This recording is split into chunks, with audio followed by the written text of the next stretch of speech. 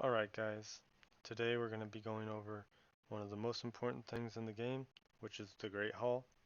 It allows you to buff all your characters of all elements, depending on which one you want to put points into.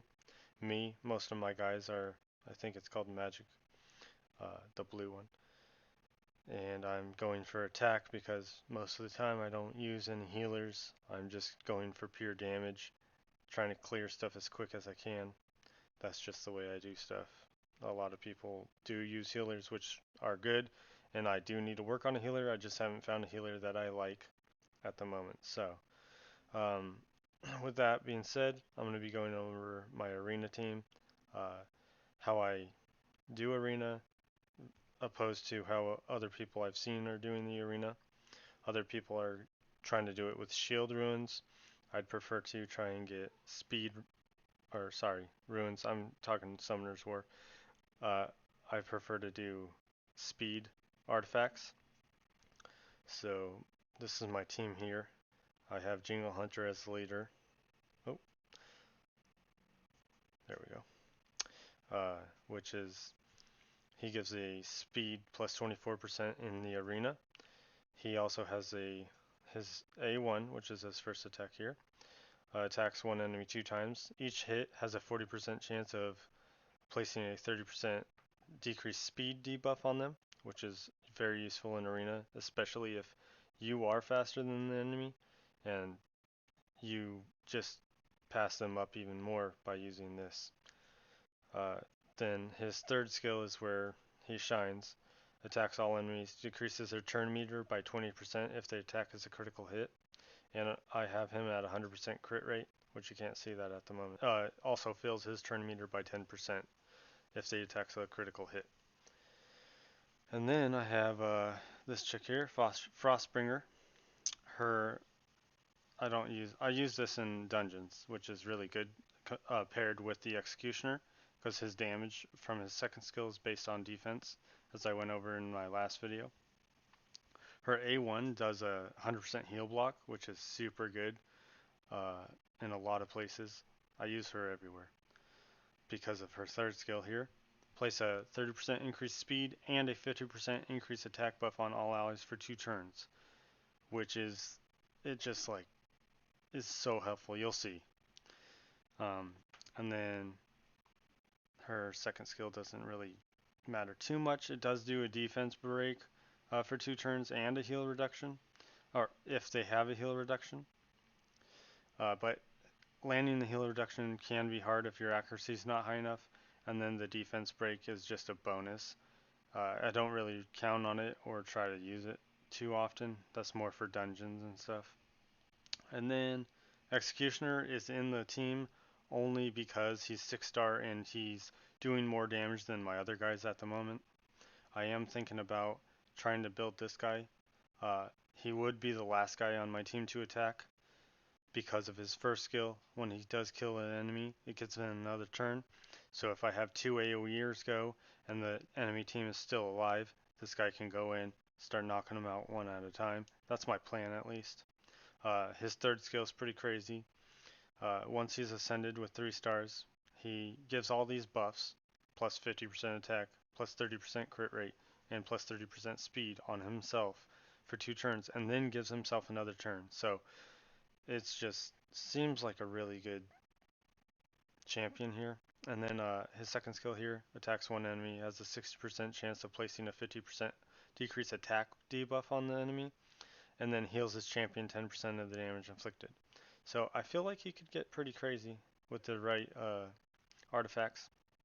I'm going to work on him next, but this is my team at the moment. I'm thinking about 6-starring my Gallic, but I'm not completely sure. I'll see how far I can get in the arena with him, how he is.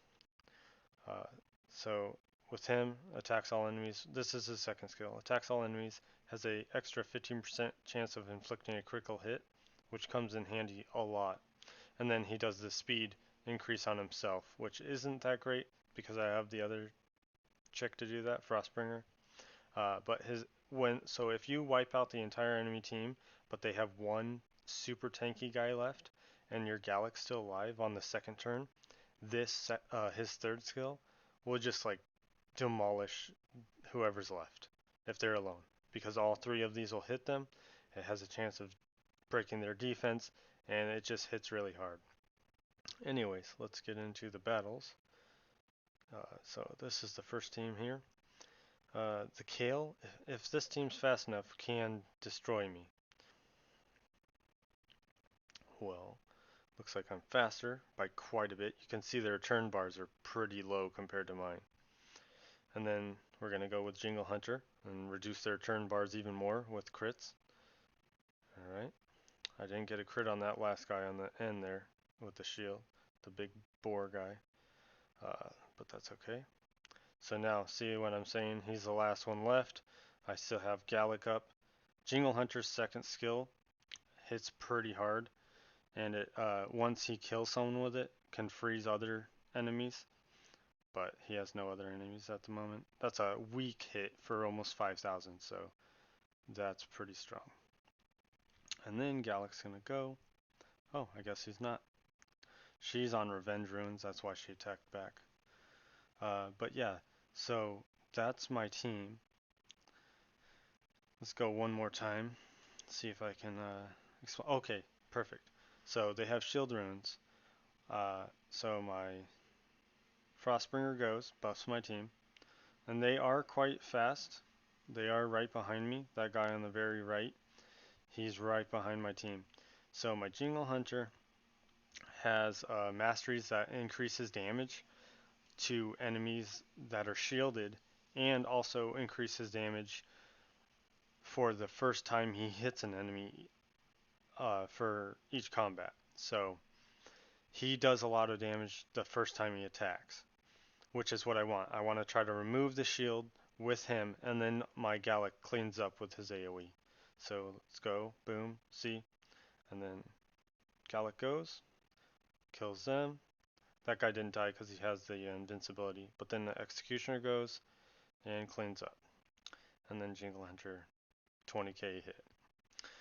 So yeah, that's my strategy at the moment. I'm only silver 4.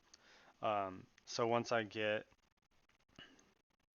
enough 6 stars, that's my plan, is to just try and outspeed everyone I can and hope for the best.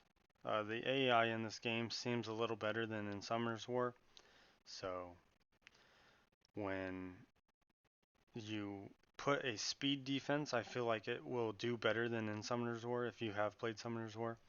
Because in Summoner's War they can just use their first skill a lot and just do nothing.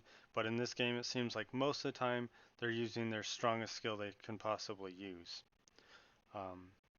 So yeah, that's how I'm building my arena team, and I'm just trying to work on my Great Hall as much as possible, because it is very beneficial in every area of the game.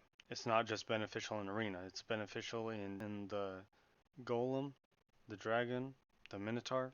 Every aspect of the game is beneficial, even the clan boss. So yeah, you can't go wrong with building the Great Hall. Even if you're losing, just do all the attacks you can and try and win as many as you can. If you lose, it's not a big deal. You'll get more coins later. Just get back in there, keep at it. Alright, thanks for watching, and see you next time.